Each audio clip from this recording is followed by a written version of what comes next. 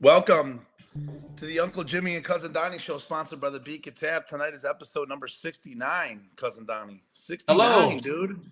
One of our favorite numbers. That's a great number for multiple reasons.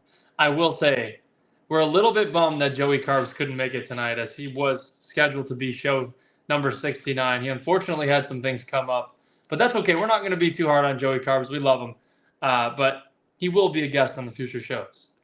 Yes, and I think our guest tonight was already on our list. Yes. And kind of stepped up a show.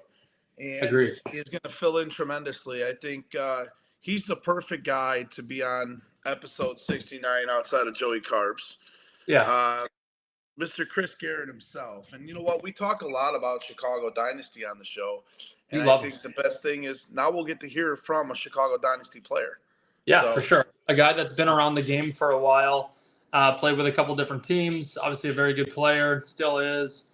A guy that I like to talk to about softball and, outside of softball, very kind to me as always. Has played the game at the 12-inch level too, something that we talk about this year a little bit, so we'll have to pick his brain on that as we go forward. Absolutely. So I'm going to go ahead and get our chat all set up for Mr. Chris Geron himself. But before we get to Chris, I have a couple things, Cousin Donnie, that I would like to be able to share with the group. So first thing is, we're going to get on a more serious note. Our boy, Mr. Butterfield here, he actually brought up I don't know if you see it on the screen there. Yep. Why don't you go ahead and read about the 15th annual Wounded Warriors. So we've got the 15th annual Wounded Warriors. It's a co-ed tournament on November 2nd. It's a Saturday. It's a fundraiser tournament at Eisenhower Park in Hillside, Illinois. Team entry fee, $185 per team. And we've had the Lords, Enemy, Tipsy Tap. I see Slap and Tickle on there in 2017 with a win. Express. Really good teams that play in this. It is for charity. It's awesome. It's a lot of fun. Over a century of service to veterans for the DAV Verdun number 33, 15th annual Wounded Warriors tournament. Again, that's at Eisenhower Park in Hillside. So that's pretty cool that Dave was over to send that to us before we started the show.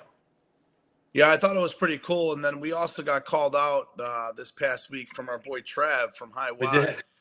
We did. Not being able to share or didn't have a show about the Mush Ball tournament that I believe they won. Is that correct? Yeah, there was the co-ed, I think they call it co-ed nationals over in Melrose Park.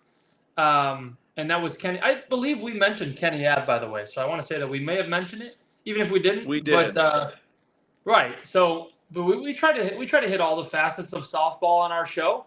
Sometimes things slip through the cracks, but I will say Trav did call us out for sure. So we want to make sure we touch out on everybody. So appreciate him for that. And then I also today, let's bring us back to the main screen. Also today, I wanted to mention that we did post December 13th. I believe before the show went live tonight, we're up to 26 entries already into December 13th. And I wanted to also mention to you, Donnie, we have some Iowa folks driving down to play in the December 13th tournament, which I thought was pretty cool. Heard about that. Yeah. My guy, Mikey Hendricks from Cut Shot Sports messaged me and asked me if I was going to be there. I said, absolutely. I would love to see some Iowa folks there. That's on the December 13th. It'd be $20 a player. Yes. So we will start at 7 p.m. that night, just so all those individuals know. We will be having a random live draw on one of our shows. So we'll probably do the spin the wheel with all 96 players. What we're going to have to do is probably do a 3-second spin just to make it fair, right? Yeah. But at the same time, I think what we're going to do is divide up the pitchers on the teams because Okay. we don't want one team ending up with 11 pitchers. We don't want one team up with, no pitchers, right? No pitch. So, Sure. yeah. So in general, you and I pretty much know most of the pitchers in softball. Yeah. So, if there's more than 8, well, then at that point, we're going to try to divide it up where if we have hopefully we get an even number with 16, 8, or 24, and we can put 3 pitchers on a team, right? So that would be fun, actually, to see what those guys do. That would be a good time. I like that idea of mixing up the pitchers a little bit. I think that's a good idea. Yeah, so we're gonna do that, and more things to come. We're gonna ask for some feedback from the group, from our support system here. I know that we have a lot of people, asking about it. This was something that, Pops, he had brought to my attention and kind of gave me an idea, and I just kind of took his idea a little bit, and we rounded it up, and I think it's going to be a pretty cool event. What we'll do, yes, it's single elimination. But the winning team's going to play 3 games in that night, which is, to me, is pretty cool, right? We'll probably do the 7, 9, 10, 11, 12, and then the championship at 1. The great thing is the bar's open. So it's a little different from last year, right? So we have some entertainment, some things to do. And I'm hoping by December 13th, I'll be able to have the cameras in the bar where we'll be able to watch the game live from the bar, what's going on in the dome, which I thought would be pretty cool too. So, very cool. Some cool extra stuff. But I wanted to, I've actually reached out to this guy a couple times this week, and I haven't spotted him. No one's seen him. So we have basically missing in action on this gentleman right here. Let's see if we can get him up. So nobody has seen this gentleman. And I don't know what is going on. He says it's time to party, but no one has seen him. No. Cousin Donnie, have you seen him? Oh no. I'll tell you what, Jim. I play with that's for those of you that are closing your eyes, that's Marky Robinson. And I play with him at Harrison Park. He wasn't at our last game, so missing in action. I'm not sure if anyone can locate Marky Robinson. Well, hopefully Marky is located. Maybe he was stuck in the hurricane down in Florida. We're not really sure. I know Uncle Dave, Josh is down there, so they both made it through clean. Maybe Marky didn't. I'm not really sure. Hopefully Marky's in shape, So, and then I also wanted to bring up, since it's been a minute, right? Yeah. We had a Staples. Our boy Staples was out and about. And I don't know where Staples was here. Who is that? Who is he with? I have no idea who he's taking a picture with here. That guy's knows, he's kind of a scary looking guy on the left side. Kinda, yeah. He looks like a demon. Like Dave took a picture with a demon in that. I mean, where is Dave Padilla been? Where has Staples been? I really haven't seen him. And then, who is that? And then I got this video sent to me by a beautiful artist. I've been a puppet, a pauper, a pirate, a poet, a pawn and a king. I've been up and down and over and out and lying low and thing.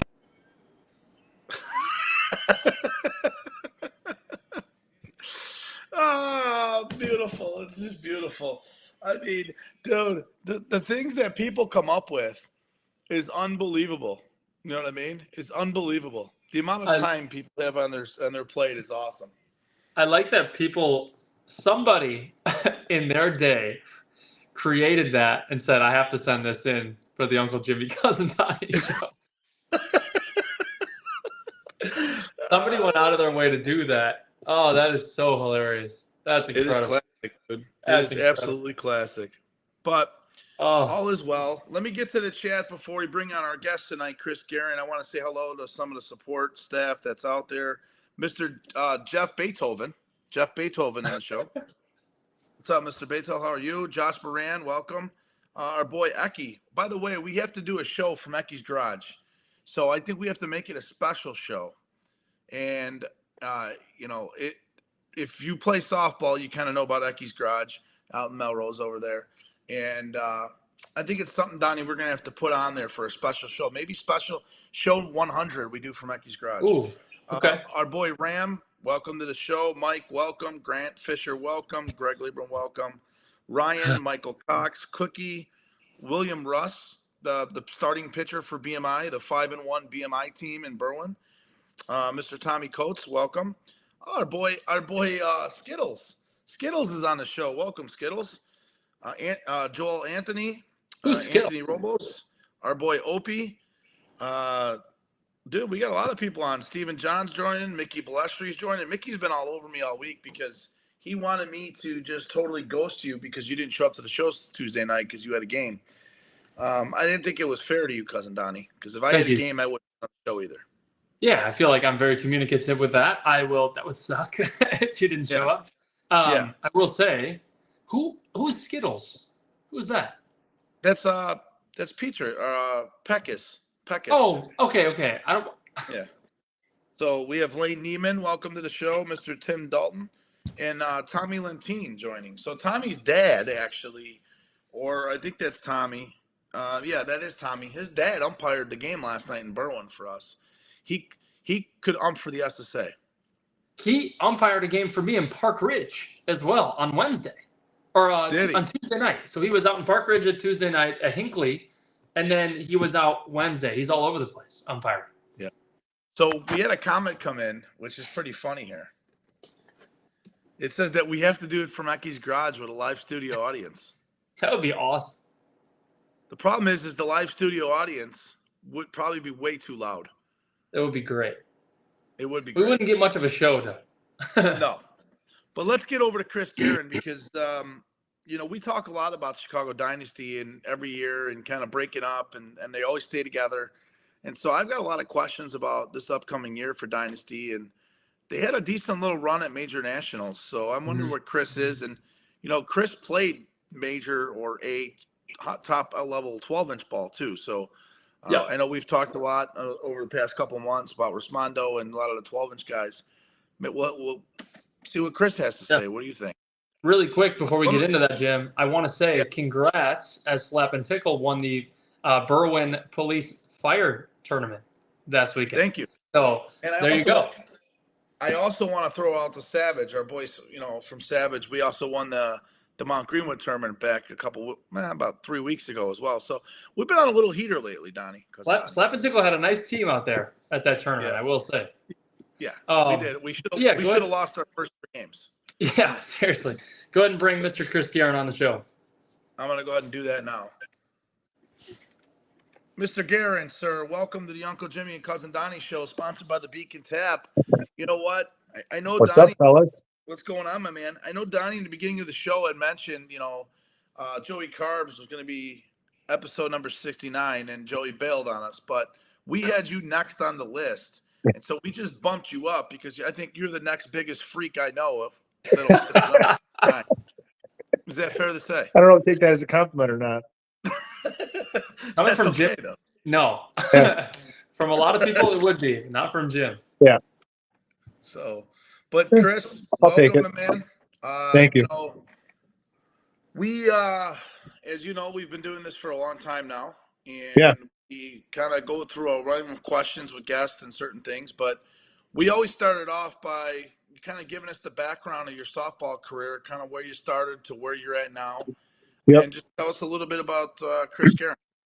All right. I don't know the year I started really playing 16-inch, but when I got done with college, I played baseball mostly, and then my uncle, who's a little bit older than me, I have a young uncle, so he's like 7 years older than me. He got me into 12-inch, like locally, playing with like his buddies. And then a couple of my buddies from high school were playing, like Vince Finelli and Renzo Berardi, and those guys, they had like a park team called the Ball Busters, and I started playing with them a little bit, bouncing between baseball, 12-inch, and 16-inch, depending on the weekend. It could be all three. There was weekends where I played all three. Then from there, in 16-inch, I started playing with Twist out of Forest Park. I think I played like 2 years there with me and Steve Messina. I Yep. played with Steve pretty much everything growing up. 12-inch baseball, 16-inch, everything. And then once we kind of established ourselves a little bit, I mean, as much as you can establish yourself in 2 years, we started getting talked to from like Mudville and Flash a little bit. And I knew Sal through a friend of ours at work. And I know they wanted us to come play with them, me and Steve, and so did Flash. So me and him kind of bounced back and forth about it. And he really pushed for Signature, Windy City at the time, because he knew that we'd have a better chance of for sure playing. So I said, sure, whatever, let's go do it. And got on Windy City, played with them for, I don't even know how many years, before moving on to Dynasty. Left Signature at that time because we were winning a lot. Like we won quite a bit. And it got kind of boring. It was stale. We would win, but as a team, it was just going through the motions all the time. And for me, I get bored really easily, and winning's great, but you got to have fun, and you don't want to dread showing up to softball. So I wanted to try something new and play with some of my other buddies. So joined Dynasty, stayed there for, I don't know, it was like maybe 2015 or 16 until today. I mean, when you're driving from Wisconsin to play softball, Yeah. it's Yeah. You got to have fun. So Yeah, the That's last 2 years for me have been really hard, softball wise. I just don't have the same commitment, and for me, playing and not playing to my expectations sucks. I have zero fun doing it. Right. When I was taking it serious, I devoted my life to playing softball. I worked out for softball. I stayed at the park early. I got to the park early. I stayed late. I took BP. I took grounders. There were times where I'd go to the park and just throw the ball. I mean, I was all in, and it showed. I mean, for my personal results, I felt like it showed. Yeah. And once I stopped doing that, stopped working out, and I got older. I have kids. I have other priorities. But once that stopped, I didn't play the way I thought I should, and I got bored with it. I didn't have fun the last couple of years, and Right. it's no one's fault but my own. I mean, you get what you put into it. So Well, you don't like playing 4-day and 5-day tournaments? I mean, that's not fun to you? for me, that it's not that. For me, I have to play a lot. In order for me to play the way I want to play, I have to play a lot. Like, I can't just show up, drive an hour, show up, take 10 swings, Right. and then play the way I want to play. I can't do it. Especially now at this age. It's different. Yeah, that's tough. sure. I mean, like you said, driving an hour is already committing enough. And really quick, I want to touch on the 12-inch stuff kind of before we get into the 16, because you were playing 12-inch. What level did you eventually make it to for 12-inch being the highest that you played? Major. Okay, so you played at the major level. We started when I first started playing 12-inch. It was local, like D-ball, and it was like playing tournaments in Rockford and Carroll Stream and Crystal Lake and stuff like that. Then I got asked to play with a group of guys in this area that were on the way up. They were moving up to play in this thing called the conference. Mhm. So that year, I think it was like maybe 2009 or 10. We joined I joined the team that was in the conference, and we were B that year. And then slowly from there, we worked our way up to, I think our team ranking, the highest like we were ever ranked technically was like AA. Okay. But to be a major, it doesn't make a difference. You're all playing against each other. A, AA, B, major. The only difference between a major and a AA team was basically a major team had all of the best players on their team. Every single position had one of the top 10 at that position on their team. A double A team, you had a couple of those guys with fillers. Like, not they weren't bad players, but they just weren't considered a top player yet. Sure. And there was rules for how many they called them chips at that time. I don't know if they still call them that, but you're allowed to have a certain amount of major players to be on any given team. So a major team could have, I think it was unlimited. A could have, let's just say 5. B could have 2, whatever it was. So Cool. there was a year when I got put on the major list that now, as a result, our team had to maneuver things around to make it to stay at the level we wanted to stay at. And it was not just me; it was other players that got put on this list because we had a really successful year the year before, and it kind of ruined things for some of these teams when they do that. Yeah. You got to almost I had one good year. Players off the I had team. I had one especially good year, and they went from me being not on a list at all straight to the major list. It was ridiculous. Really quick, I just want to say hi to some fans. We just had a ton of people jump on right now. We had Mike Trump jump on, Phil Coppersmith, welcome, Nick McKenney, Matt Mackey, Chris Downs, Trav, welcome to the show, Mike, Marty Dozen, Tony Lepore. That's a name that we have not heard about. We did not Tony see Lepore. him in softball. So welcome, Eddie, Sure. Jeff Selman. So Tim Kamen, JP has joined the show, Joe, Nick Dre. So we have a lot of guys, a lot of people joining. So thank you guys for joining the Uncle Jimmy and Cousin Donnie show, episode number 69 with Mr. Chris Geron himself. So for those who have came on late here and want to see the Staples videos, we actually played the Staple videos at the beginning. And so we had a comment really quick before we get to our next question with Chris. And it's, how did he get the nickname? Can you please tell? So Staples decided he was a garbage man, and was it 2 months ago, Donnie? Yeah, I think so.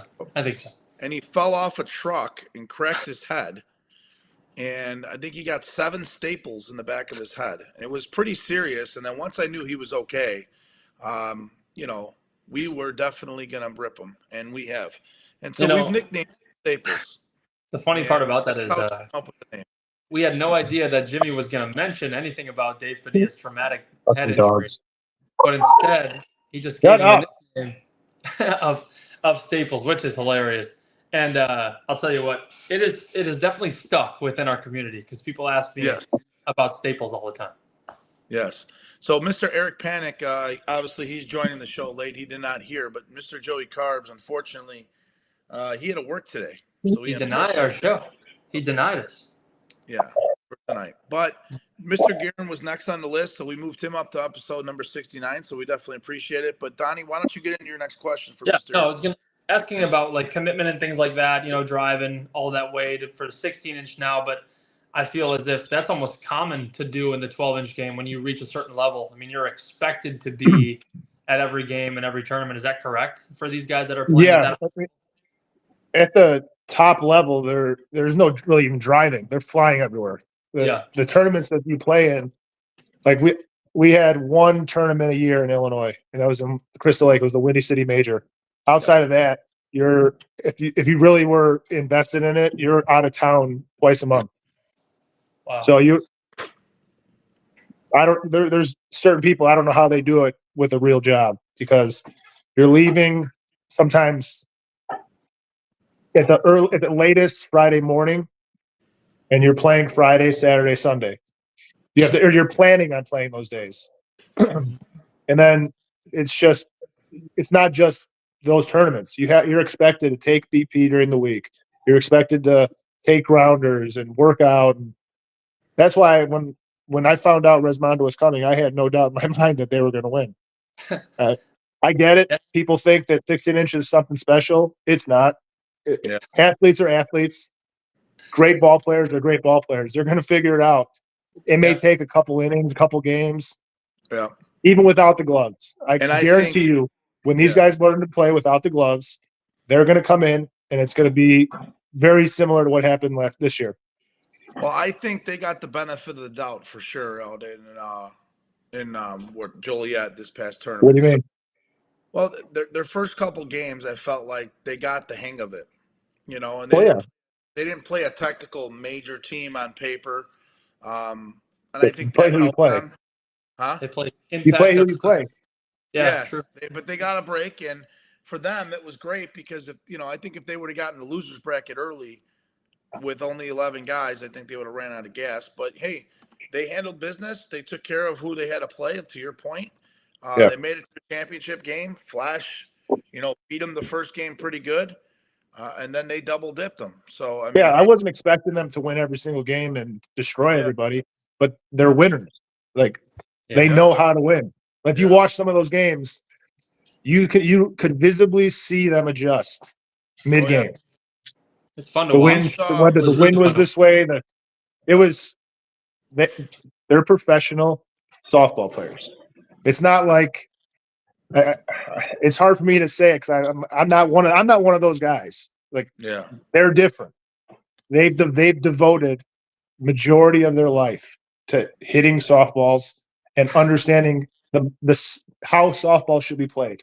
right. Every one of those guys, no matter how big they were hustling for doubles. Yeah. Every single guy. Yeah, They They dove weren't- for balls. they weren't Travis- calling courtesy when they got the first. That's for sure. No, I mean, it's different. They're not the same. Yeah. Like we have these guys in 16-inch that are considered the best 16-inch players around. I get it that we're a part of a fraternity. That's what this is. It's a fraternity. It's not like Yep. the best softball in the country. Right. The best softball in Chicago. Right. 100%. And Iowa. You got to throw Iowa in there now. Yeah, Don't but disappoint they come Iowa to guys. Chicago. It's Yeah. a Chicago. Yeah. When you think of the best players, obviously Iowa has amazing players. I wish they played more Yeah. because they have some guys that would be. I consider some of them the best. I consider some of the best hitters. Yeah. Some of them are the best hitters in softball. I agree with you. Yeah. Yep. So my next question, Chris, actually comes because I know you and I have talked offline many a times about ideas on how to, kind of what we can do with softball. But I'm gonna wait on that. I'm Yep. gonna flip it a little bit on that, right? And you know how I like to flip things. What is the one thing right now that kind of bothers you about 16-inch softball? I thought about this earlier, and it's so friendly now. Everybody's best friends. Good point. Yeah. There's no. They used to be like I'll tell you, I'm friendly with the OBI guys now, but when I was on Windy City, I couldn't fucking stand you guys. Yep. I wanted to kill every one of you. I hated it. I hated losing to you. Every game I wanted to beat the fuck out of you. Right. I don't see that anymore. There's so many guys that are just like, oh well, he's my buddy. I'm gonna play with him next week anyway. So they're my best friends. Yeah. That's a good point. I just it's so different. It's hard for me to like when I'm playing. I don't like anybody when I'm playing. I can't stand losing to certain people, especially certain people. It's not that I don't like them as a person. Right. I don't like them because they're good and I want to beat them. But everybody's so friendly. Oh, he's so good. He's the best. Oh, shut the fuck up. Are you kidding me? Just let's play and try to win, and it makes it more fun that way.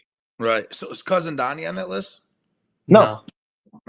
See, Donnie, I'm on the too nice list. Like I said, I don't dislike people individually as a person because I really don't. There's only so much you get to know about people through softball. Oh, But yeah. as players, there's certain players I hate to lose to. I hate to lose, and there's certain players that if I ever lose to, I'm like, how did that even happen? And I take it on myself. Donnie, you're on that list, buddy. I gotta be on. I gotta be on one of those lists. I was gonna say this year I played for Sal, and you played with Sal and for Sal as well. And that's something he installed in me Sal's right the same way. They're not your friends when you play against them. No. And there's Exactly. been games we played Jimmy at no gloves, and Jimmy tried to talk to me, and I just couldn't. I couldn't do it. I wanted to kill him at that moment, and he said. I think he said something pretty mean to me, but that's okay. I won't mention it here on the show. Yeah. But it was No, you can mention it what I said. Sure. Like I said, those games are more exciting that way. Like I said, playing OBI when I was on Signature, that was something you looked forward to. It was a fun game to play in because there's going to be shit talking. Everybody's taking it serious. Everybody wants to win that game. I feel like nowadays if you're playing a team with a bunch of your buddies on their team, if you lose, oh, who cares? It's no big deal. Yeah. Like, I can't. I hate that. Yeah. Maybe this year things will change, Chris, and you'll be the reason why it changes. Yeah, I doubt it. That's going to be a tough I doubt transition for guys to no longer. like I said, I'm not telling anybody what to do. It's just I think Yeah. it makes them worth more. There's more to it. You think about it So, longer. Chris, are you going to come down and play in the December 13th tournament out in? I have no idea. It depends on my kids' stuff. You could sleep Everything at my now house revolves around the Friday kids. night. Or you could What sleep day on is the it? couch in the bar. What day of the week is it? It's a Friday night. That's easier. Yeah. So I might be able to do that. Yep. Get on there. I know we're up to 26 people already that have registered already, and it's day one. So we're capping it at 96. We're doing 12 players per team. So good. If you haven't I got like the idea. So my next question, Donnie, why don't you go? It looks like you have something on your mind. I was just going to talk about what you took away from some of those signature teams, and then transitioning to that dynasty squad. You went and won no gloves with those guys too. Can you talk about? I didn't win no gloves with them. I wasn't on their team when they won no gloves. When they beat. Okay. Well, I apologize about that. I came 2 years after, I think. Oh wow. Okay. Well, I guess I didn't research well enough. Yeah. Anyway, talk about that's kind right. of winning those games with signature and winning no gloves with those guys, and then I should say going to dynasty and almost now. Where is your mindset at with those guys now with that team? I know you haven't been around a ton this year, but how does that kind of compare between the two situations? It's such a different team. Like signature was always the same. Every year was the same. You knew exactly what was going. You had going in.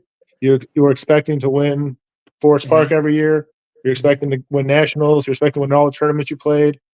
To give it a run at certain leagues, because leagues are different because you miss a lot of guys sometimes. Sure. But dynasty in the beginning, I went in. For me, this is just me personally. Like I said, I don't fault anybody else for these things. It's majority on me because of the choices I make. When dynasty, when I first came there, I was expecting to win. I did the same thing because we had a team that I thought was really good and could win, and we had good results. We did good in leagues, or did well in leagues. We won Chicago championships 1 year. We were in Forest Park finals 3 years in a row.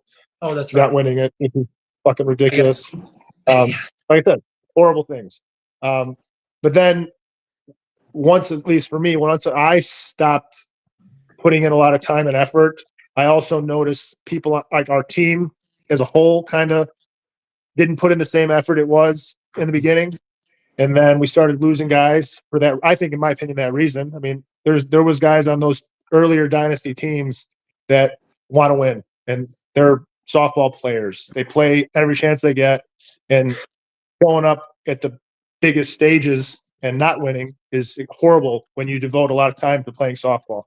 So we lost some of those guys who were softball players. They played all the time, and just wasn't, for me personally, it wasn't the same. And I wasn't having fun, and it's just been different because it's a different group of guys and a different kind of time in all these different guys' lives. We're not all softball players at the moment. We're dads. Okay. Sure. Yeah, we talk a lot about dynasty right now on the show and over the last couple of years, because people are always saying they're breaking up, but they always have a team. Yeah. Can you give us an early rumor mill on what Chicago Dynasty is going to do next year? Are they staying I'm together? not. I told the team this year I was not coming back. Okay. I don't know what I'm going to do. I know my youngest son started in baseball. He loves it now, so I don't know what he's going to do for the summer. My oldest and my middle kid, they're all going to be getting into sports constantly. I just don't know what I'm going to have time-wise to be able to play. So I told them early, like probably about a week ago, that I wasn't going to be coming back. I don't want to speak for anybody else. I don't know who else for sure is not coming back, at least that I can talk out publicly about, because I don't know what's been put out there. And I know the team recently met to discuss a plan going forward, but I don't know the results of that right now. Okay. I have no idea. So if you heard it here first, Chris Geron is a free agent. Yeah, there you go. That's our rumor mill. Yeah. You'll get a half-ass committed player. Probably still show up more than most.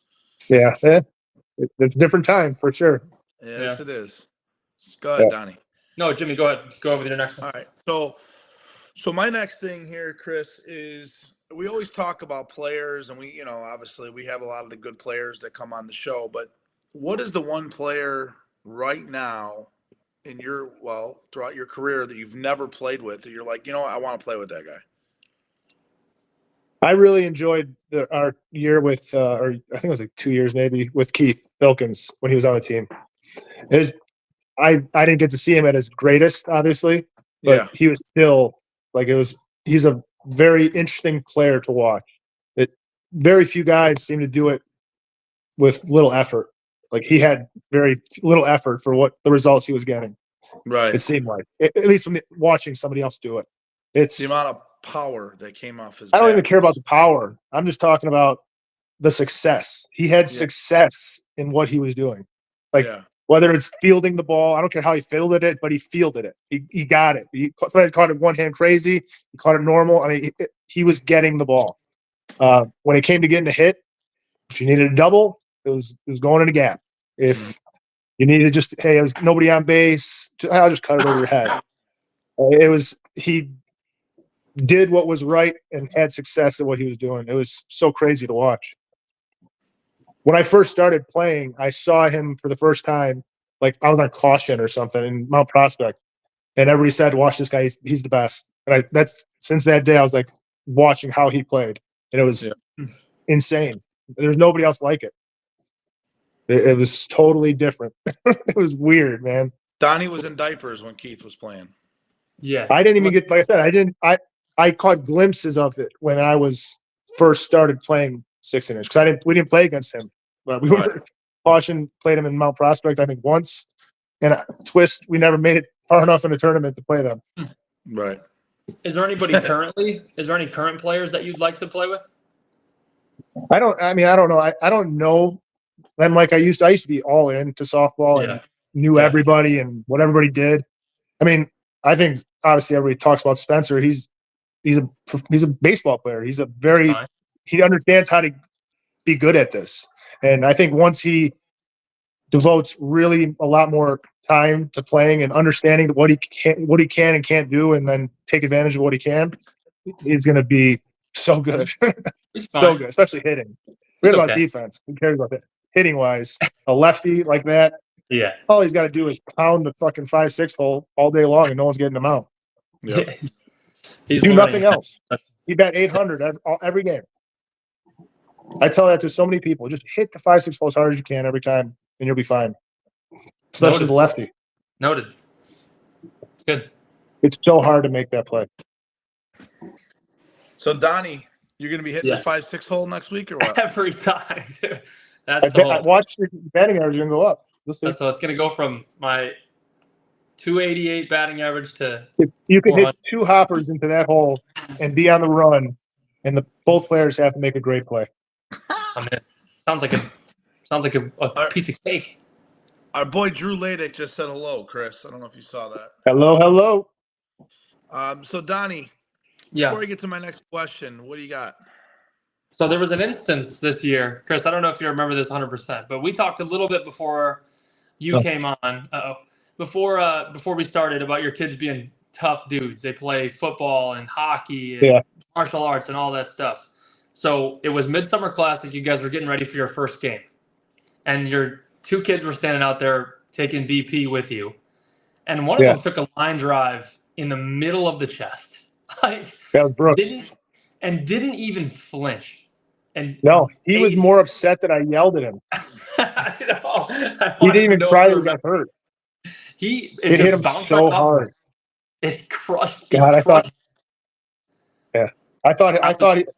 he broke his ribs. It was insane, Jimmy. Somebody hit this ball. I think it might have been Jack Landwehr. He hits the ball hard, and he pulled it, and it hit Chris's son right in the middle of the chest. Right just in the chest. It was incredible, and Chris was like, well, "Get out of the way!" And then he just kept on catching fly balls. It was a crazy ball. It was good cool. thing he wasn't took one off the face that day too. Oh my god! Good thing it Kids wasn't are warriors. Your kids are warriors. They pretty much fight every day, so they're used to it. So I know you have a lot of input, not about umpires. Let's scratch the umpire topic, but let's talk about tournaments. Yep. You and I have talked in the past about tournaments, new ideas, things like that. And, we have our last question that we always ask every guest, I'm sure you're aware of. But I want to talk about tournaments as a whole. Like, for tournaments, what would you do or as a player who played, I don't know, 20 years at the highest level, say 15 years, whatever it is, and then you kind of see where the game's at now. What would you do with some of the tournaments today? Because I know it's something that I talk about a lot. Something about every guest on our show comes on and says tournament, shorten them. But we continue to do the 4 days crap. So tell me what because you've had some great ideas and we've talked about the World Series and we've talked about stuff. So tell me what if Chris Geron was running 16 in softball right now, okay, what would you do with tournaments?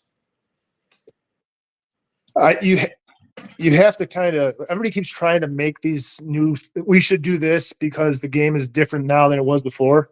Yep. How about we just accept the way the game is now and start selling to that? So like, there's not a lot of guys who are willing to dedicate themselves like people did in the past to softball. Right. You have to start designing these tournaments for those types of people now. The people who aren't trying to win every single tournament, but they want to play in a lot of them. Yeah. So I think you have to make it more guaranteed games. If you guaranteed 3 games a tournament, you'd get more teams willing to show up, and because they're going to be there all day. I mean, no one wants to show up at 8:00 in the morning and be done by 1. I mean, they want to play all day if they're going to play in a tournament. Why would you want to be done so early? So would you think doing a winner consolation 2-game guarantee type thing would be good? Yes. Even if you ran it like a separate tournament, she should be sleeping now. She's not. Okay. She heard her dad getting fired up about softball. It's okay. For sure. So what you're saying is maybe like what about like a Yuma style in Illinois? Exactly. Different varieties of tournaments. Doesn't have to be the same thing all the time. Right. Do a 3-game guarantee. Do the bracket that DW was talking about. I forget what it was called. It's like a round robin. It was a round robin, but he called it something else. I forget what he said. Yeah. But it was a different style of bracket. Do that. You don't have to do the same thing every single tournament. We do the Midsummer Classic, so do something special at that tournament. You have Westchester. Westchester can do it's dumb, just single or double elimination. Keep it the way it is. Melrose Park tournament or whatever you want. Whatever these tournaments are, have a different type of format, so it's not the same thing all the time. So it's not the same all 5. That's a great point. I like that. Like what you're people saying get bored. Yeah, like Forest Park and No Glove Nationals, they don't got they got to change nothing.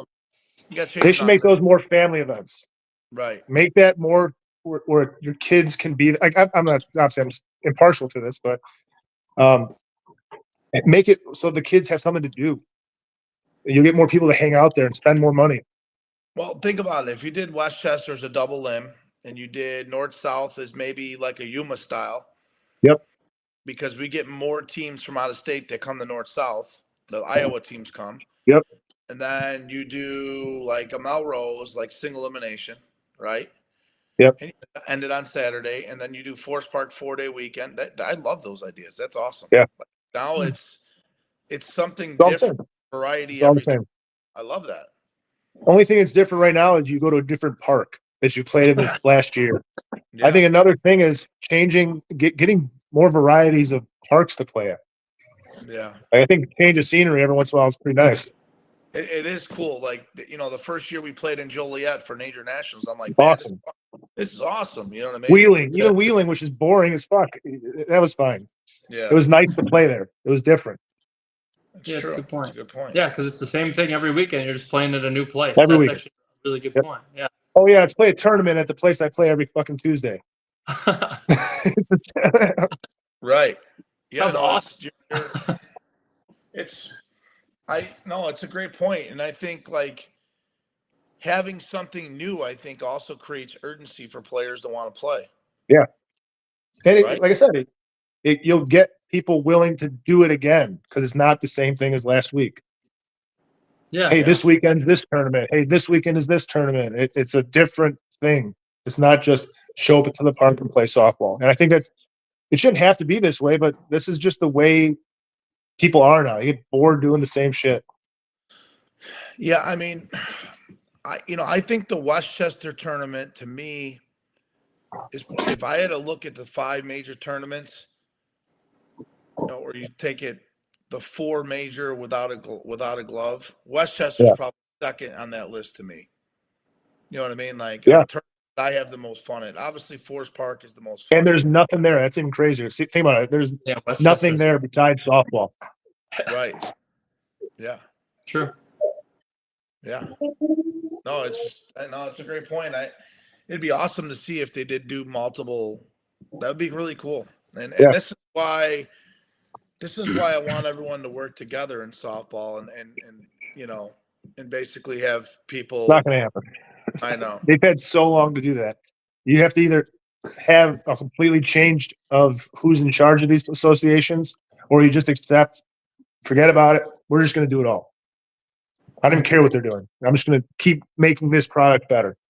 Yeah, we could. I mean, the problem is if we were to start something to do something like that, it's just now you're dividing it, though. That's the problem. Exactly. No, you can't. That's what I'm saying. You can't. But one of these associations that are already out there has to stop worrying about the other and just make their product the best. Without a doubt. Without a doubt. Where nobody's even willing to go over there. All right. Yeah, and it's so hard because the people that run the But then you'll never get it all. Oh, huh? You'll still never get it all because there's 2 products that people are willing to make what they're going to make. Yeah, I mean, the sad part is I think one of the products, if they actually listened, I think they can make a lot of what you're saying happen, and I think it would be pretty cool. Yeah. And I, Chris, I think you would speak for most of the tournaments, right? You'd speak for most. I mean, you speak for most of the players, most of the tournament. I mean, most of the players would want what you're saying, and that would be really cool. I mean, Donnie, I mean, you're kind of the younger generation, right? That sounds cool. How would you feel about what he's saying? That sounds awesome. Being able to see exactly. But you haven't had a chance to get bored with it yet because you're a little bit younger, so you're not. It's not like hasn't gotten stale. Sure. Like I said, I'm speaking for myself. I don't know what everybody else thinks, but it's the point. It's just boring. And that's why I think December 13th is something different. Exactly. Right? That's gonna be so much fun. I guarantee you, everybody that plays in it is gonna have a fucking blast because it's it's different, especially if you're serving alcohol. It's gonna be so much fun. Well, we're definitely gonna do that. There's no doubt. And maybe all the overnight tournaments I ever played in were so much fun. Sounds like a blast. They're awesome. Maybe that's Drew just said thank you for the dome tournament draft. Yeah, Drew, we're definitely gonna make that happen, and it's already up there. People are registering left and right. So Chris, I expect you to register. You can tell Heather sleeping at my house. Don't worry about it. All right, we'll do. So Donnie, get on to your next question because I think that tournament is it's a tough one to back up. I know. Agreed. No, that's gonna be a tough act. Honestly, I just wanted to piggyback on that. Like, maybe that's why the 12-inch game is so successful. Not only the funding that they have, but being able to travel and play all over the country. I mean, that is legitimately probably the coolest thing in the world. Yeah, that's the coolest part about it. I mean, not only in the beginning, it was so much fun. I bet it was so awesome. Like, and those guys, and they're obviously getting paid to do it. So what a better life than when you're just getting started. So for you to bring that in, to have maybe 4 different formats for the major tournaments, such a cool idea and such a super unique idea. So I didn't really have another question for you. I just wanted to say that stuff right there is game changing for us, and I think people can back that for sure. Do you think? So now you got my brain thinking, right, Chris? Oh boy. Good. Do you think if the players in softball would agree to that, do you think that the any changes could be made? Your personal opinion. You have like, How would you make it? how would are you you go gonna about it? how are you gonna present it? Like, Well, what's the we have process that needs to happen for SSA board members to accept? Okay, hey, let's try this one year. What's the big deal? Let's just try it. Mhm. We can go back to But the way it was next year. If it doesn't work, no one's going to quit softball for us trying something new. So why not try things? And if it doesn't work, go back to the old way. yeah, I don't see a downside to it when everybody keeps talking. I don't think softball's dying. I think the people aren't as committed as they used to be. But if you want to bring more people into it, you got to try new things. You can't just say, "Oh, they should just buy into how we like it." This is right. how it's always been. So if they don't like it, then too bad. We have to teach them to appreciate the old way. It's not going to work. Good luck. Yeah, yeah. No, we know we have a 3-letter word that's on that committee, and then we have basically Pat Caputo, Mhm. and then we have Anthony Tyler, and who else is? I know there's been a couple guys that have left. The one thing I can honestly say about Tyler is he'll at least listen to your idea, and then he'll butcher you and then basically shoot you down. But he does No, listen, and you so need to get them to think it's their idea. That's how. When they think it's their idea, then they'll do it. yeah, but I don't even want to say it that way. I think if I don't mind. yeah, I know. I know what you're saying. That's like I don't know. I think that they would do something. I just think there's got to be an approach that we have to take, right? Because every But there player should be that has come people on our there show thinking this does it, way. huh? There should be people there in the SSA thinking about new things to bring more people into softball. If that's the goal, I don't know if that's the goal. If that's not the goal, then we're wasting our time talking about it. Just keep doing Yeah, what you're doing, and people play softball when they want to play softball. right. But if you wanted to really say, everybody said, I want to grow the game, I want to grow then you have to do something. You can't just perfect a product that Right. So people don't necessarily like. right. So to your point with growing the game, Donnie and I talk about that all the time. Well, one of the reasons why we reached out to Resmondo was to kind of bring attention to our game, right? Yep. Mhm. Now Yes. that I think we brought attention to our game in the 12-inch world, Such a now big deal. I've been talking to other 12-inch teams that I think is going to bring more attention to I the don't major. think you guys realize how big of a deal having Resmondo play this was. Massive, There, massive. there's going to be people now hitting that ball around at 12-inch games. It's just going to, you're going to see Yuma probably blow up with 12-inch teams. Those types of Yeah, tournaments are going to be so much fun to play in now. Because there are yeah. going to be a lot more 12-inch guys playing it. Because I believe that a lot of 12-inch guys, even not at the major level, they know that Resmondo played 16-inch, right? Yeah, yeah, for sure. All of them do. I mean, it's something Yeah, that's going to be a part of a conversation the following week. yeah.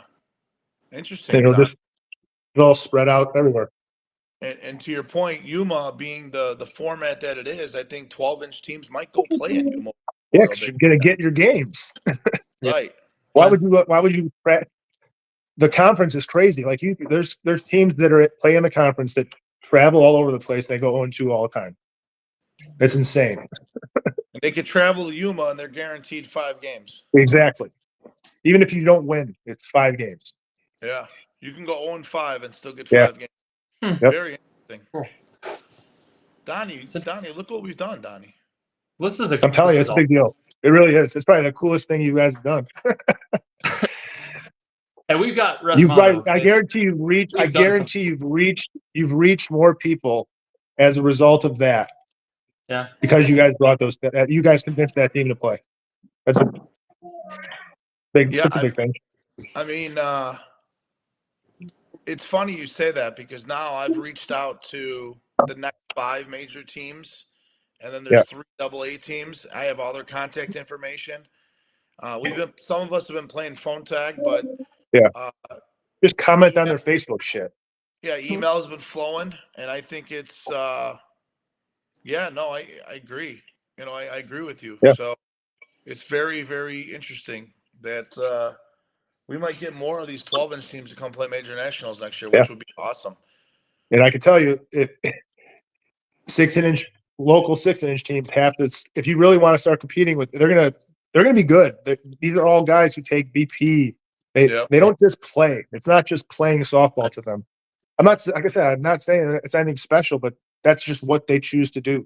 What they do, yeah. I mean, and they They're have taking BP right now. I mean, in the winter, they rent batting cages once a week and they hit every week. yeah, yeah, You probably see it in your place. yeah, yeah. I do, and And that's just local people. yeah, no, 100%. I mean, you're on. I mean, when Rismondo came, they were in my dome hitting at 8:30 in the morning every day Exactly. before the games. And they would text me the night before or call me and say, Jim, can you meet us at 9:00? And I would say basically, yeah, I'm going to be there. So I'll meet you there. And I'd let them in. And then and then we go play and hit at the 2 field. hours they probably hit. 2 hours, I bet, right? I mean, there was a couple times I had to leave them there and I had to Exactly. go. I'm telling you, our BPs before games, before tournaments, were like an hour and a half long. Just taking BP. It's crazy. And So just think Our about BPs guys in in 6-inch are 10 minutes. if you swing like 10 times in BP, they get pissed off. Like what? The green light go Exactly. off. 12-inch, you got to swing like 50 times for somebody to get mad at you. Right. It's a great. Hey, We had guys on our Donnie, team that took so much. he's got great points, dude. Chris, you might be one of the more interesting guests we've had. I ain't gonna lie. For sure. We knew it was That's right. coming. Some ideas and things like that you bring because you bring the 12-inch element because you've played it. You've played 16-inch, so you're like the perfect guy to mix between the two. Yeah. Which is Well, Mark did it too, and then Keith Anderson also. He'd be a good person to talk to. yeah. He played the same levels.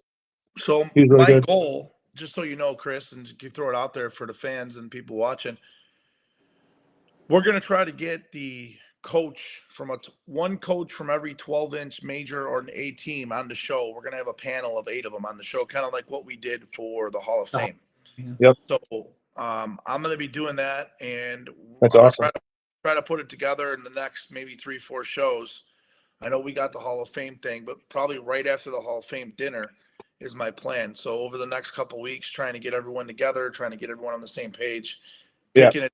Our Tuesday night, Donnie's Tuesday night league will come to an end. So we'll have a lot of Fucking Donnie.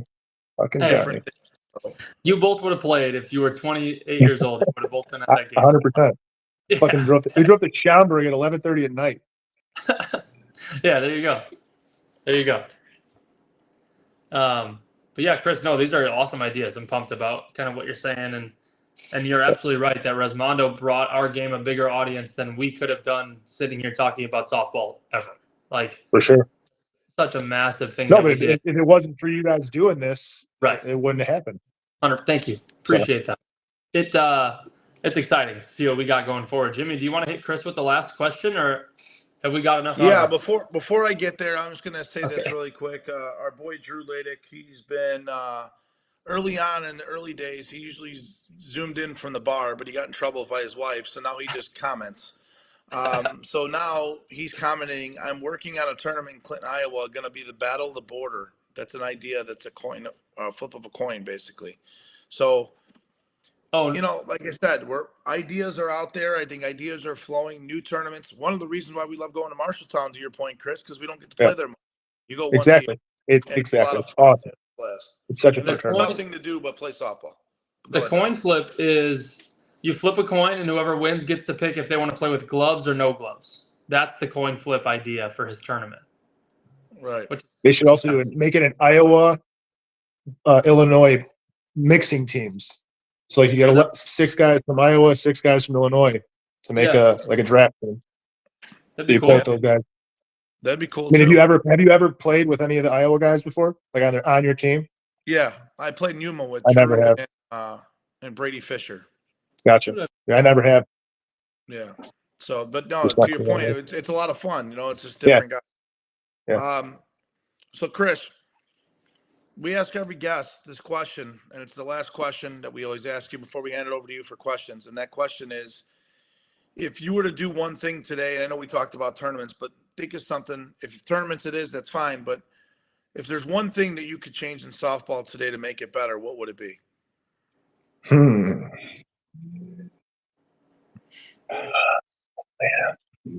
I don't know. And it's I mean, okay if it's yeah. I eliminating mean, there's so somebody many or things. whatever. I want you to There's so speak many your little things. There's like little things. Umpires are. There's the stress of the umpires is the worst. There's some really, really bad umpires. I get it. That it makes people pissed off when umpires are really bad, and it's Yeah. not. I'm taking time away to go play. At least they can do is just try to do a good job. There's so many bad ones. Yeah. For when it comes to like association stuff, is figure out a way to make games like regular league games matter. Whether it be towards you get a point system that gets you seated in the nationals. I don't care what it is. Just figure out a way to make league night games matter again. I get it. It's the player's fault. Myself, I don't Yep. take it as serious as I used to. But maybe there's a way I can be convinced to take it serious. I don't know. And it's just trying something new. And then Very I don't think nationals should ever be a blind draw. Ever. It should always be seeded. Based on whatever criteria you want to set. It should be based off criteria set throughout the year. Well, I mean, Forest Park has a way they do it, right? Yeah, So kinda like major But But they national. don't. They Yeah. do it based off last year, but that's Yeah. not that shouldn't matter last year. But that's their It's a new format, team. though, I right? know. I'm just saying. Like, But I'm saying to your point, major nationals could be based on the team's performance yes, this year and how they rank. that's all it should be. Yeah. Which would bring another element of something different to a And it tournament. matters. It makes your players showing up to tournaments matter. It makes your players showing up to league night matter. You wouldn't even build a team with a player that you knew was not going to be there. Yeah. If you knew nationals, if you want to try to win nationals, if you're trying to win Right. nationals, you would not, like for me, I would never take a person like me on my team if I'm trying to win nationals. Well, to your point, though, like think If about it. everything mattered, if everything mattered, If the 'cause I'm not top going to be in everything. right, Huh? if the top 8 teams had a bye, right? Yeah. At major nationals, I mean, think about every team that wins Forest Park is usually a bye. Not team. even a bye. I'm talking about full seeding.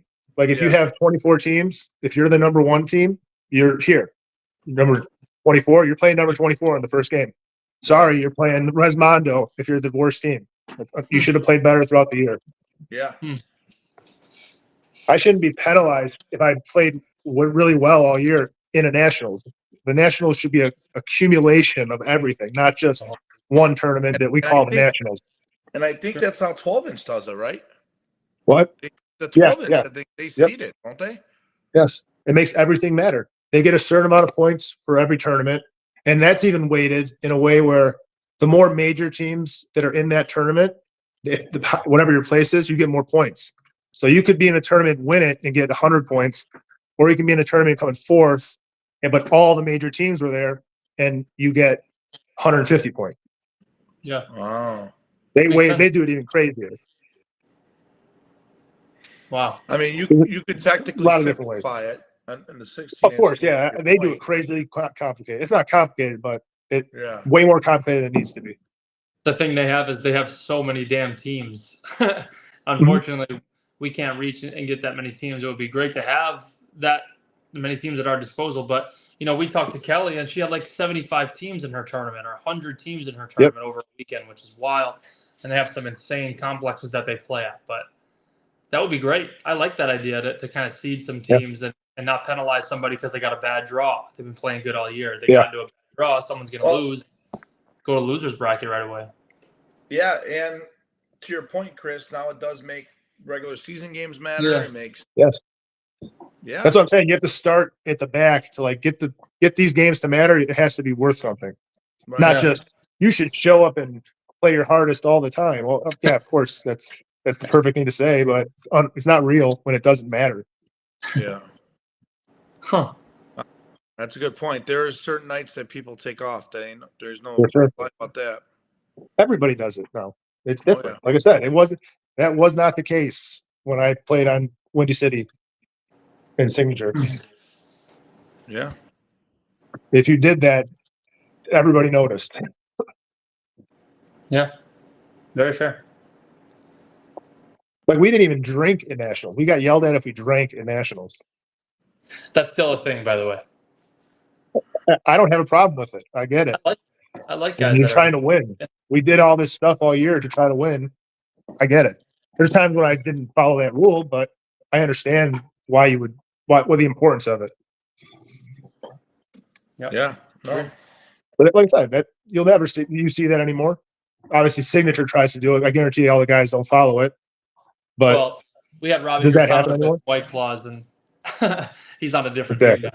team now. Yeah. Well, But yeah, no, our team we don't really see that a whole lot, to be honest with you. Yeah. I mean, interesting. Chris, you made some interesting points. At this point of the show, we ask you if you have any questions for both Donnie and I. I would be interested to see if you did. what is your like end goal for the Uncle Jimmy and Donnie show? Like, what's your end goal? Like, what is at the top of your storyboard or the top of your goal chart? What's up there? Jimmy, can I answer this first? Yeah, go ahead. I would like to use the platform or the connections we've made from this show to try and get a nationally televised 16-inch softball game. Love it. Bingo. With people that we have, Mike North and Steve Cashel, we've done interviews with, and now with the Resmondo connections. I mean, those are some big time guys, right? Yeah. Like we have the potential to use our platform, and I would love to see cornhole or some BS that they put on ESPN 8 to be replaced with 16-inch. I think it's a great idea. Yeah. Just got to make it more all, entertaining, man. My end all be all is to have the Forest Park No Glove National on television, the championship game. Stole my answer. Yeah. Well, that you stole my Kind of answer. same thing. That was what I wanted to say, and I wanted to have it on the Forest Park, and then I also wanted to have the Glove National. I wanted people to see both games because they are two different games. And with the Glove National, if we're getting more of the 12-inch teams committed that are major teams, it'll make it definitely a more interesting watch for television. Yeah, it's definitely a step in the right direction too, because they have those types of connections. Right. They already been on ESPN. Forest Park No Glove National, and then a major national, and then I would really like to see my wish is I'd really like to see softball community, as I was talking with Kevin Duff about this, really come together in regards to even having the SSA work with us about some of these ideas, like opening the book and saying, all right, guys, like we want you to, let's bring some money in. Let's do X, Y, and Z. Let's try this out. You know what I mean? Like, let's try to make softball truly better and not just run because, we got guys that want to hang out at the field all weekend. Like to me, I think doing those things and working with us and stop calling us enemies, I think it's a good thing. You know what I mean? So we're not the competition. We play the game. We play every SSA tournament. Mm-hmm. I mean, if I really want to, yeah, Chris, if I really want to, Chris, and I think you believe me, you've known me a long time. If I truly, really want to, I think I can start my own association and raise enough funds to do it. And you know what I mean? But dude, we have time, we have kids, we have this, and I'm sure we can get people to help us run it. It's not that we just want to work together, and I don't want that because you're dividing softball. Yeah, there's already a brick and mortar built. You can now just make it better. It's right. And they can crazy. run it, and they can do everything they want. That's and it's easy to sit here and say these things and not do it ourselves. Obviously, I get it. But if you're going to put all this time and effort into something, listen to the people who are playing. Yeah. Yeah. Right. Yeah. Treat it like a business and not a club. Like it's a frat. Listen to your customers. Yeah. You're 100% right. So, you make great points. Any other questions for us? Oh, our boy Staples has now just joined the show. Staples, welcome, my man. No, I don't got anything. All right. So Drew Ladick wanted to ask you a question. What is Geron's take on Resmondo playing no glove? I think you already answered that earlier in the show. You mentioned if they did play no glove. if they're planning on playing no glove, I guarantee you they're going to be practicing playing no glove, and they'll be practicing against themselves, who they fucking murdered the ball already. So they're going to learn how to catch the balls that are hit hard. Obviously, catching cuts and stuff like that, you get used to that. But you saw Nationals; they figured it out. They're going to figure it out in no glove too. Yeah. And when is their national? Did they already have it, Donnie? I think they had it. It's right now. Yeah, It's right it's now. But it's rain. There's rain issues thanks to the hurricanes. They got the D and the CB done, and they're waiting Yeah. to do the major. I was watching some of the videos right now. Yeah. Interesting. I Well, think Chris, I think they'll be successful. I cannot see them not being successful. interesting. Well, Chris, man, we definitely appreciate you being our guest tonight. You brought No a lot problem. of topics to the plate, man. Thank you so much, dude. No Appreciate it. problem. See you guys later. All right, man. Yeah, Thank you, Chris. Thank you, man. I appreciate you. Oh man, I mean, dude, that was a lot of good stuff right there. That's a great talk. He got you thinking, huh? Oh, you know what though? It's like it makes you think, right? It really does. It makes you think about what he said, and I don't think anyone's on our team on our show has ever said what he said, which is make every tournament different and fun. You know, we talk about shortening tournaments all the time. That's fine. But like this way, it makes everybody happy. You know, like the guys that want to play 4-day tournaments, well, there's still going to be Forest Park, right, to do that. North-South can turn into a Yuma style. You know, the Westchester tournament could turn into a single elimination. Like there's a lot of, I feel, play with all the things that we're talking about, which I think is awesome. Will it ever happen? Who knows? But I mean, we only can make. No one ever thought Rosmondo was going to come, right?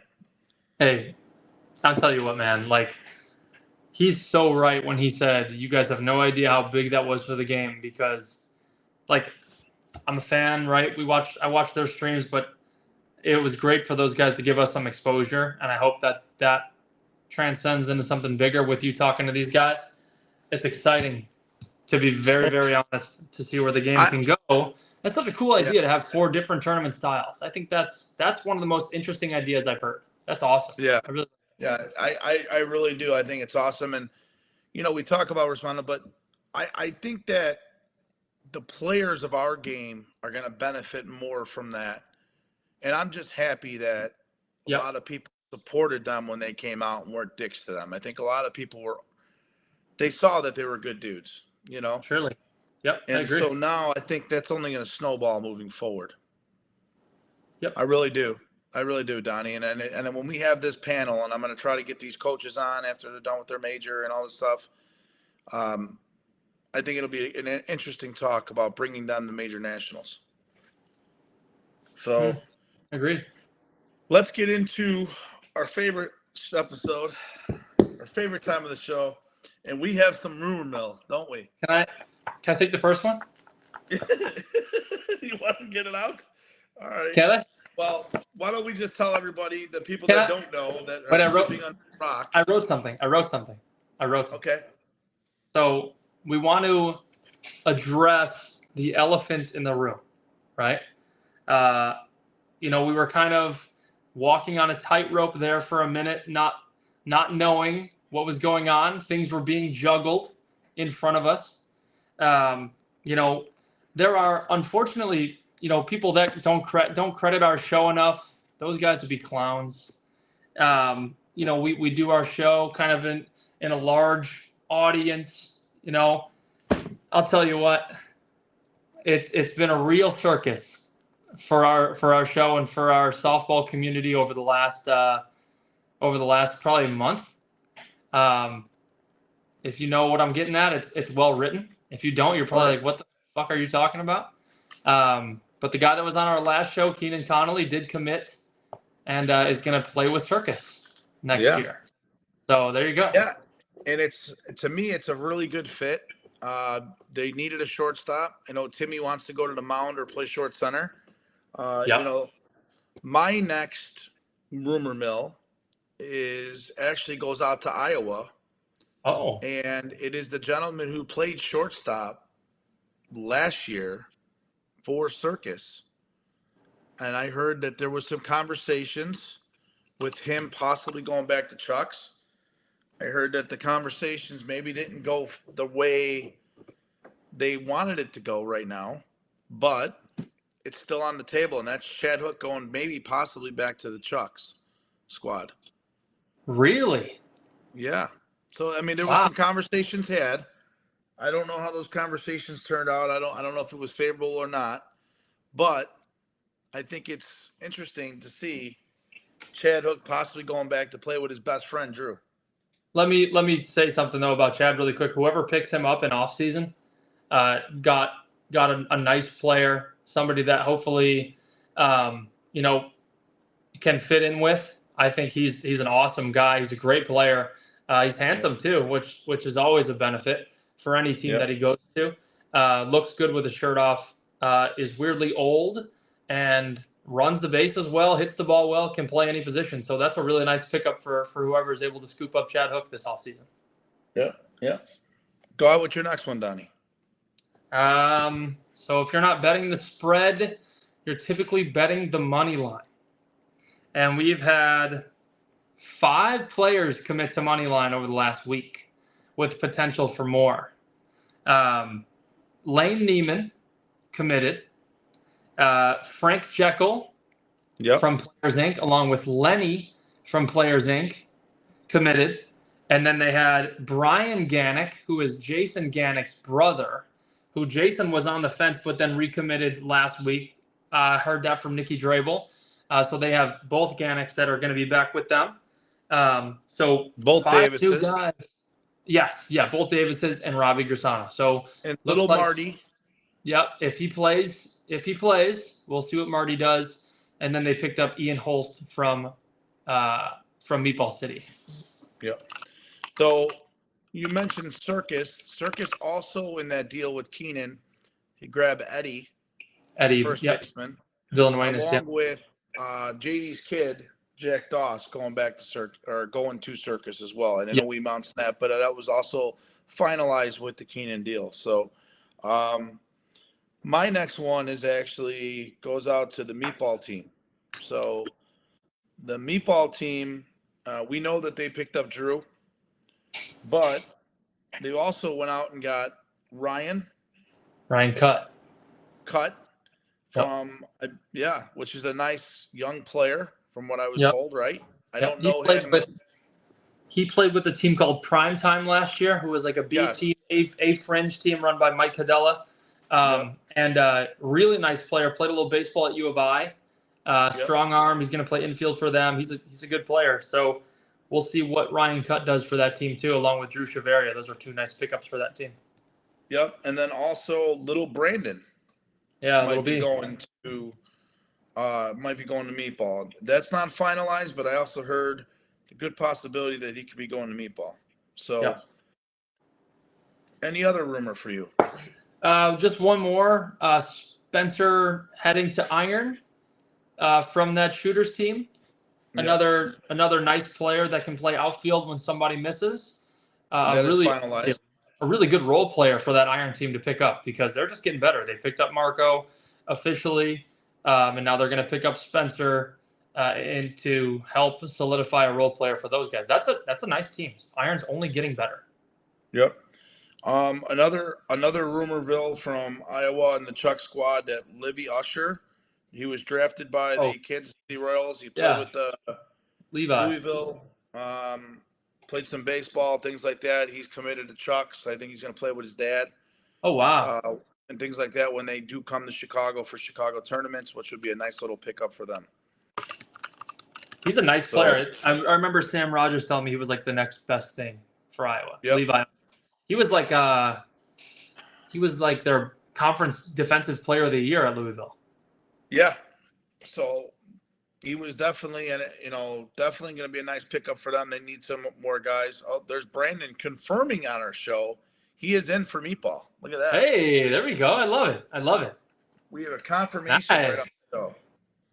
So, interesting. And Drew Laydig confirming that Chad is not going to Chuck's. So the conversation did not go the right way. Good. Yeah. So who knows where Chad's going to end up. So, Donnie, any more rumor mill? That's it, my man. Dude, we had a ton tonight. There was a ton of rumor mill going, and we know we're kind of coming to the end of the rumor mill session, but there's still guys out there. There's still opportunities out there. Chris Geron, now a free agent. Yeah, Chris Geron. That's right. The newest free agent is Chris Geron. So, interesting. But, Donnie, it was always a pleasure. I have nothing else, my man. Do you have anything else for me? Yeah, we'll see you guys next week. We'll have a guest back on for you guys as always, and we'll let you guys know when the next show will be. But you guys take care, and it was great to see you.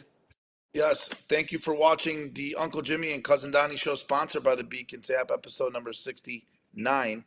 We will be live again next week, so thank you guys for joining. We definitely appreciate it, and we look forward to seeing you later. Thank you, Cousin Donnie.